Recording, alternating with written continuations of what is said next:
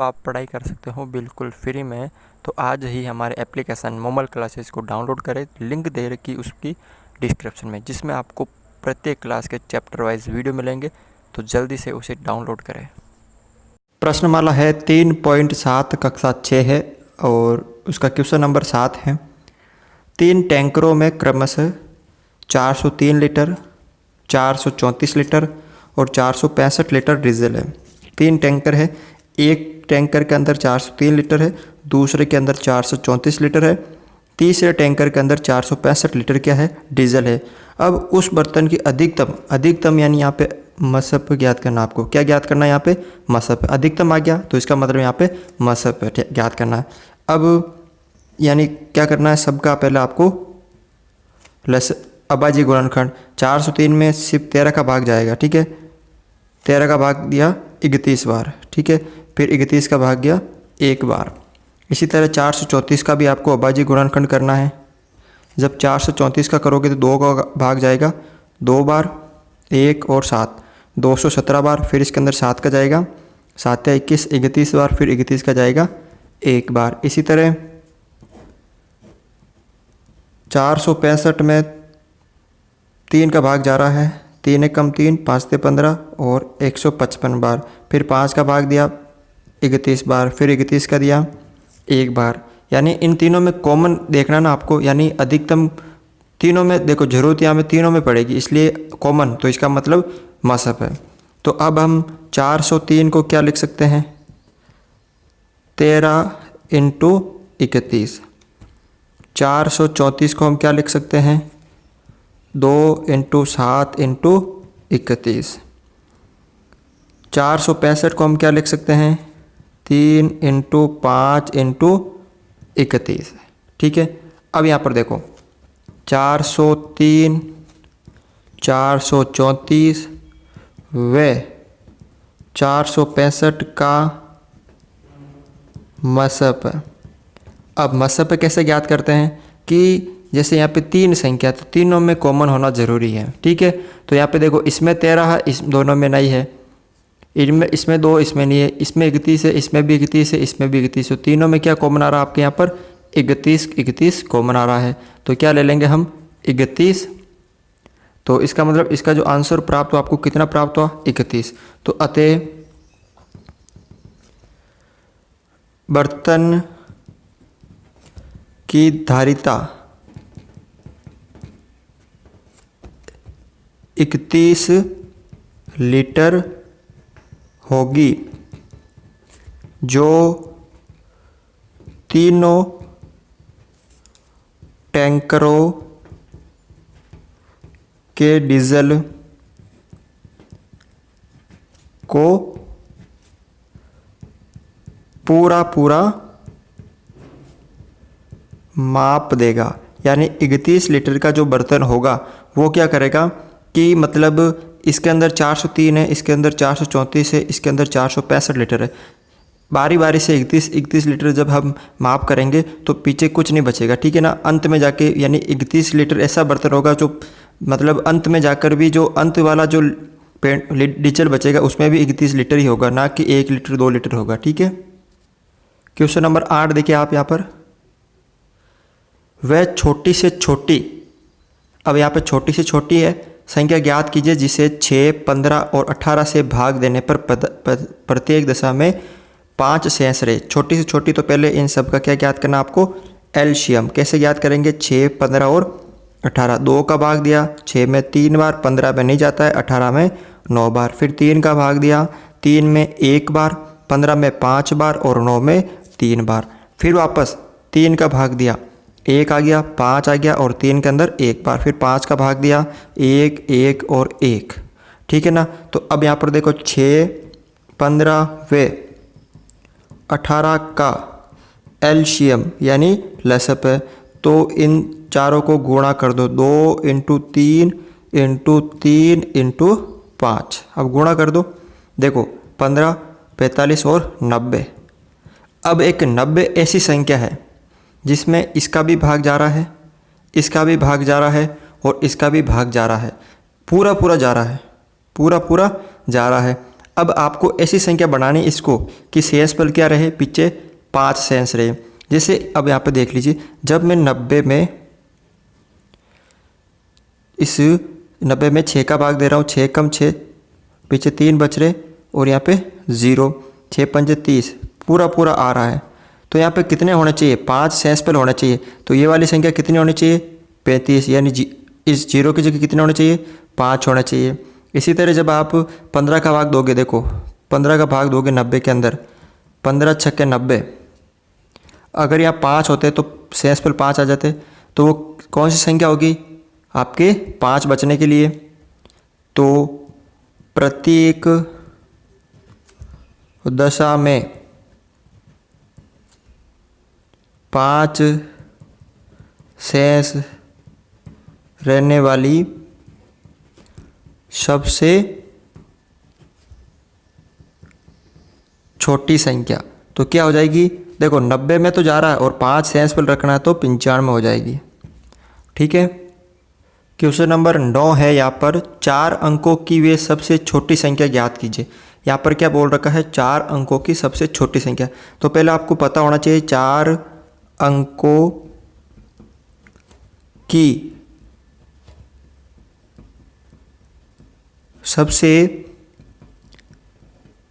छोटी संख्या कौन सी होती है, आपको ध्यान होना चाहिए। तो वो होती है 1000, क्योंकि ये 4 अंकों की है, सबसे छोटी संख्या होती है। अब यहाँ पर क्या करना, आपको इन तीनों का एलसीएम निकालना है।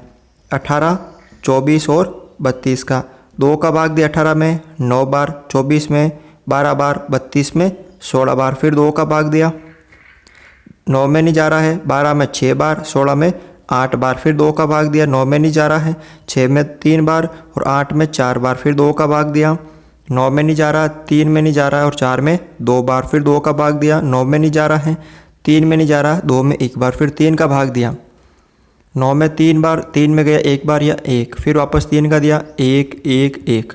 अब यहाँ पे देखो 18, 24 व 32 का एलसीएम, तो देखो कितना हो गया, 2 × 2 × 2 × 2 × 2 कितनी बार है, 5 बार है, इंटू 3 × 3। अब यहाँ पे आपको इन सबको क्या करना है, गुणा कर देना है। देखो 3 को 3 से करेंगे तो 9, 9 दूनी 18, 18 को 2 से करेंगे तो 36, 36 को 2 से करेंगे तो 72, 72 को 2 से करेंगे तो आपके हो जाएंगे 144, 144 को 2 से करेंगे तो 288। कितना हो गया यहाँ पे, 288। यानी 288 ऐसी संख्या है जिसके अंदर 18 का भाग भी पूरा पूरा जा रहा है, 24 का भी जा रहा है और 32 का भी जा रहा है। अब आपको 4 अंकों की ऐसी छोटी सी छोटी संख्या बतानी है, ठीक है, जिसमें किसका भाग, इसका भी भाग चला जाए, इसका भी चला जाए और इसका भी चला जाए। देखो 288 में भाग जा रहा है, ये 1000 है, ठीक है। अब यहाँ पर देखो आपको क्या करना, इस 288 का भाग इस 1000 में देना है। पहले इसको समझो, 1000 में हम 288 का भाग देंगे तो कितनी बार आएगा, देख लीजिए आप यहाँ पर 3 बार गया, 288 को 3 से गुणा किया तो हो गया आपके 864, पीछे बचा यहाँ पे 136, ठीक है। अब यहाँ पर 288 का भाग जब हमने 1000 में दिया तो कितने आ रहे हैं, 864, ठीक है, 864, पीछे बचेंगे आपके 136। यानी हम 1000 को क्या लिख सकते हैं, 288 × 3 प्लस 136। अब यहाँ पर हमें ऐसी संख्या देखनी है 4 अंकों की। अब 1000 में तो भाग जा नहीं रहा है, तो देखो जब हम 3 बार गुणा करेंगे तो कितनी आ रही है, 864। जब इसको 4 बार करेंगे यानी ये ज़्यादा आ रहे हैं, कितने ज़्यादा आ रहे हैं, 136। किस में ज़्यादा आ रहे हैं, 288 में से। तो 1000 तो है, उसमें जब 288 जोड़ेंगे तो इसका मतलब 288 में तो इन सब का भाग जा रहा है और 864 में भी जा रहा है, ये ज़्यादा है, तो इसको आप माइनस कर दो 136 को। तो यहाँ पे 1288 माइनस 136 तो कितना हो जाएगा, 1152 हो जाएगा। एक ऐसी संख्या जिसके अंदर क्या होगा, इन तीनों का भाग जाएगा, वो भी 4 अंकों की सबसे छोटी संख्या। क्वेश्चन नंबर 10 है यहाँ पर, निम्नलिखित संख्याओं का लस ज्ञात कीजिए। पहले इनका सबका आपको लसप ज्ञात करना है, जिनमें एक संख्या सदैव 3 का गुणज है। यहाँ पे देखिए जो एक संख्या है ये 3 का गुणज है, ये भी 3 का गुणज है, ये भी 3 का, यानी 3 के पहाड़े में आती है। ठीक है, ये भी 3 के पहाड़े में आती है। ठीक है, अब पहले तो इनका लसप ज्ञात करो। 9 और 4 का लसप कैसे ज्ञात करते हैं कि 9 और 4 का आपको अभाज्य गुणनखंड करना होगा। 9 में देखो 2 का भाग दिया, 9 में नहीं जा रहा, 4 में 2 बार, फिर 2 का दिया, 9 में नहीं जा रहा, 2 में 1 बार, फिर 3 का भाग दिया, 9 में 3 बार, 1, फिर 3 का दिया, 1 और 1। ठीक है, तो 9 व 4 का लसप है यानी LCM। अब आप इन चारों को गुणा कर दो, 2 इंटू 2 इंटू 3 इंटू 3। देखो 3 को 3 से किया तो 9, 9 को 3 से किया तो 18, 18 दूना 36, यानी इन सब का दोनों का जो लसप प्राप्त हुआ कितना प्राप्त हुआ आपको 36 प्राप्त हुआ। अब इसमें देखिए 12 और 5 का, तो 12 और 5 का आपको अभाज्य गुणनखंड करना होगा। 3 का भाग दिया, सबसे पहले 2 का भाग दिया 12 में 6 बार, फिर यह 5, फिर 2 का भाग दिया 6 में 3 बार और 5 में नहीं जा रहा, फिर 3 का भाग दिया इसमें 1 बार, इसमें नहीं जा रहा, फिर 5 में दिया 1 और 1। ठीक है ना, तो 12 व 5 का LCM यानी इन चारों को गुणा कर देंगे, 2 इंटू 2 इंटू 3 इंटू 5। अब गुणा कर लो, 15 दूना 30 और ये 60। कितना आ गया यहाँ पे LCM 60 आ गया। इसी तरह इनका भी ज्ञात करो आप। 6 और 5 का, तो 6 और 5 का अभाज्य गुणनखंड, 2 का भाग दिया 3 बार, 5 में नहीं जा रहा है, फिर 3 का दिया 1 बार, 5 में नहीं जा रहा, फिर 5 का दिया 1 और 1। तो 6 व 5 का LCM, तो क्या करो आप इन दोनों को गुणा कर दो, इन तीनों को गुणा कर दो, 2 इंटू 3 इंटू 5। ठीक है, तो 15 दूना 30। अब इसका भी करो, यहाँ पर 15 हो गए और यहाँ पे 4 हो गए। 2 का भाग दिया, 15 में नहीं जा रहा, 4 में 2 बार, फिर 2 का दिया, 15 में नहीं जा रहा, 4 2 में 1 बार, फिर 3 का भाग दिया 5 बार, इसमें 1, फिर 5 का भाग दिया 1 और 1। तो 15 व 4 का LCM। ठीक है ना, तो 2 इंटू 2 इंटू 3 इंटू 5, तो 2 दूनी 4, 4 से 12, 12 माने 60, 60 हो गए। तो इनका भी लसप कितना आ गया 60 आ गया। अब आपसे कुछ क्वेश्चन पूछे, प्राप्त लसप में एक सामान्य गुण अवलोकन कीजिए। आपको एक ऐसा गुण अवलोकन करना है कि, तो अब यहाँ पे देखिए क्या गुण है कि जो प्रत्येक लसप आपको प्राप्त हुआ है 36 है, 60 है, 30 है, 60 है, ये इस सब में 3 का भाग पूरा पूरा जाता है। इसका मतलब ये 3 का गुणज है। तो पहला है कि प्रत्येक लसप में, लसप किसका गुणज है 3 का गुणज है। पहला तो ये हो गया। क्या लसप प्रत्येक स्थिति में दोनों संख्याओं का गुणनफल है। अब यहाँ पे क्या दे रहा है कि जो लसप आ रहा है वो दोनों संख्याओं का गुणनफल है। देखिए 15 चौक 60, 6 पंजे 30, इसी तरह ये 9 चौक 36, ऊपर वाले भी आ रहे हैं आपके। ठीक है, 12 पन्ने 60, यानी गुणनफल प्राप्त हो रहे। तो आपको दूसरा आंसर भी है हाँ, प्रत्येक स्थिति में दोनों संख्याओं का गुणनफल, हाँ प्रत्येक स्थिति में दोनों संख्याओं का गुणनफल लसप है। अगला है, क्या हम कह सकते हैं, निष्कर्ष निकाल सकते हैं कि दो संख्याओं का लसप सदैव 3 का गुणज है। क्या हम कह सकते हैं कि दो संख्याओं का जो लसप है सदैव, जो दो संख्याओं का लसप होता है वो सदैव 3 का गुणज होता है? जरूरी नहीं होता है। कोई भी अगर दो संख्या है तो उनका लसप जो है 3 का गुणज होता है, ये जरूरी नहीं होता है। ठीक है ना, तो आप लिख सकते हो संख्याओं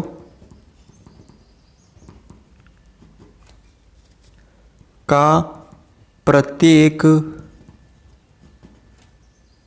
युग्म सदैव मतलब संख्याओं का प्रत्येक युग्म सदैव 3 का गुणज नहीं होता है। यहाँ पे 4 और 5 भी आ जाते हैं जो 3 के गुणज नहीं हो सकते, ठीक है ना। तो 3 के गुणज नहीं होता। क्वेश्चन नंबर 11 है, निम्नलिखित संख्याओं का लसाअ ज्ञात कीजिए जिनमें एक संख्या दूसरी संख्या का एक गुणनखंड है। आपको यहाँ पर लसाअ पे ज्ञात करना, ठीक है, जिसमें एक संख्या दूसरे का गुणनखंड है, यानी 20 जो 5 है वो 20 का गुणनखंड है, 6 18 का गुणनखंड है। तो यहाँ पे देखो 5 वे, पहले आपको इन दोनों का क्या करना है, अभाज्य गुणनखंड। 5 वे 20, सबसे पहले 2 का भाग देंगे, 5 के अंदर नहीं जा रहा है, 20 के अंदर 10 बार। फिर 2 का भाग दिया, 5 के अंदर नहीं जा रहा है, 10 के अंदर 5 बार। फिर 5 का भाग दिया, 1 और 1। तो अब यहाँ पे देखिए 5 वे 20 का लसाअ यानी एलसीएम, ठीक है। तो क्या हो जाएगा, 2 × 2 × 5। अब इनको गुणा कर लो, 5 दूनी 10, 10 दूना 20। अगला देखो 6 और आपको 18 का अभाज्य गुणनखंड करना है। 2 का भाग दिया, 6 में 3 बार, 18 में 9 बार। फिर 3 का भाग दिया, 3 में 1 बार, 9 में 3 बार। फिर 3 का दिया, 1 और 1। तो 6 वे 18 का एलसीएम यानी लसाअ। तो गुणा कर दो आप, 2 इन तीनों को गुणा कर दो, ठीक है। 2 × 3 × 3, 9 3 9, 9 को 2 से क्या तो 18। अगला देखो आप, सबसे पहले यहाँ पर 12 और 48 का आप क्या कर दो, अभाज्य गुणनखंड। 2 का भाग दिया 12 में 6 बार, 48 में 24 बार। फिर 2 का भाग दिया 6 में 3 बार और 24 में 12 बार। फिर 2 का भाग दिया, 3 में नहीं जाता है, 12 में 6 बार। फिर 2 का भाग दिया, 3 में नहीं जा रहा है, 6 में 3 बार। फिर 3 का भाग दिया 1 बार और इधर 1 बार। तो 12 वे 48 का एलसीएम, यानी आप इन सबको गुणा कर दो, ठीक है। 1 2 3 4 और 3, 3 दूनी 6, 6 दूनी 12, 12 दूना 24, 24 दूना 48। फिर 9 वे 45 का, ठीक है ना। तो 9 और 45 का आपको क्या करना है, पहले अभाज्य गुणनखंड। 3 का भाग दिया, 3 में 9 में 3 बार, 45 में 15 बार। फिर 3 का दिया, 3 में 1 बार, 15 में 5 बार। फिर 5 का दिया, 1 और 1। तो अब यहाँ पे देखो 9 वे 45 का लसाअ, ठीक है ना। अब यहाँ पर इन तीनों को गुणा कर दो, 3 × 3 × 5, कितना हो गया यहाँ पे 15, 15 × 45। अब यहाँ पर देख रहे हो आप, ये वापस 48 प्राप्त हो रहा है, यानी 45 प्राप्त हो रहा है, ठीक है। ऊपर वापस ये 18 प्राप्त हो रहा है, ये 20 प्राप्त हो रहा है। तो आपसे कुछ क्वेश्चन पूछा, इसमें से देखिए प्राप्त परिणामों से आप क्या देखते हैं या निष्कर्ष निकाल सकते हैं। तो हम देखते हैं, हम यह देखते हैं कि प्रत्येक कंडीशन यानी स्थिति में जो आपको लसाअ प्राप्त हो रहा है, लसाअ दोनों संख्याओं में से बड़ी संख्या प्राप्त हो रही है, ठीक है ना। तो ये आप निष्कर्ष निकाल सकते हो। बस इस वीडियो में था इतना ही। अगर आपको वीडियो अच्छा लगा तो इसे लाइक, शेयर और हमारे चैनल को सब्सक्राइब करें।